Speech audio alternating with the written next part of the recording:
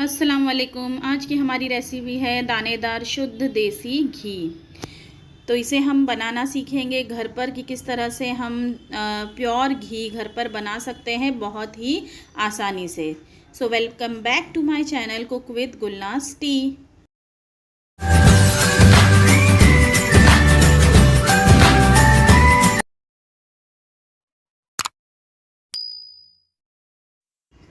तो चलिए शुरुआत करते हैं बिस्मिल्लाहिर्रहमानिर्रहीम। तो इसके लिए सबसे पहले तो हमें मलाई जमा कर लेनी है। ये 2 हफ्तों की मलाई है जो मैंने जमा की थी।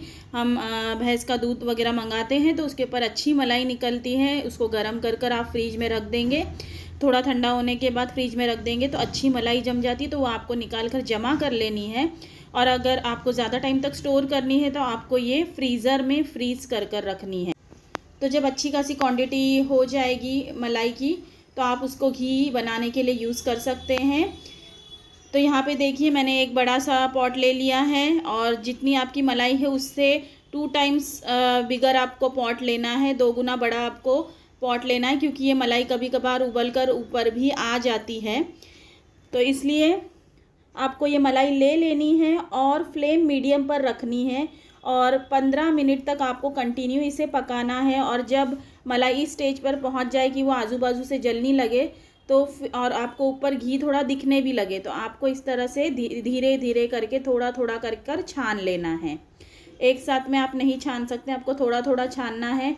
और अगर छन्नी में मलाई वगैरह थोड़ी जम जाती है तो आप उसको स्पून से हिला हिला कर भी छान सकते हैं।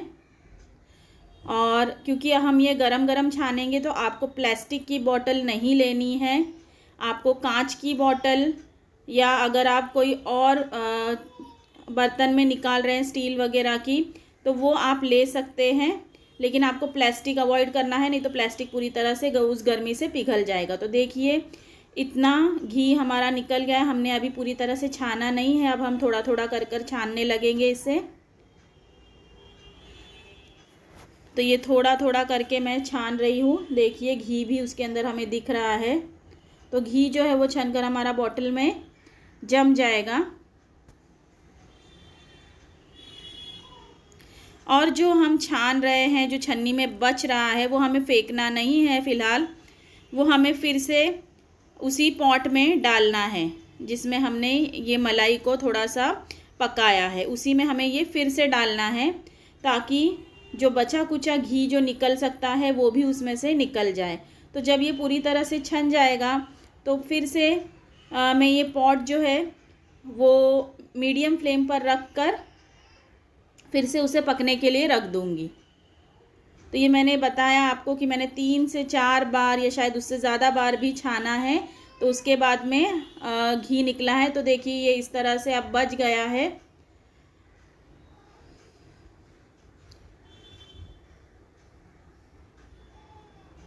थोड़ा पेशेंस रखना है आपको, 15 मिनट तक इसे कंटिन्यू पकाना है आपको। और आप बाकी आपको कुछ इसके अंदर चम्मच वगैरह नहीं हिलाना है, कुछ नहीं करना है,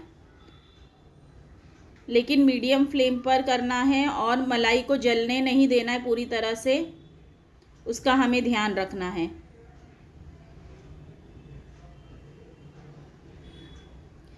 15 से 20 मिनट भी हो सकते हैं, वो आपकी मलाई की क्वांटिटी पे डिपेंड करता है कि अगर बहुत ज़्यादा मलाई है तो ज़्यादा टाइम भी लग सकता है और अगर कम मलाई है तो कम वक्त में भी हो जाएगा।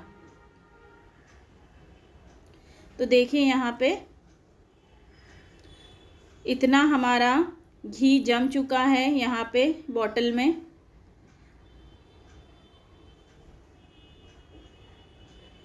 और जो बचा हुआ है वो मैंने रख दिया था फिर से फ्लेम पर, मीडियम फ्लेम पर। तो उसे भी मैं अब पकाऊंगी। और देखिए आप देख सकते हैं साफ साफ हमें घी ये नज़र आ रहा है।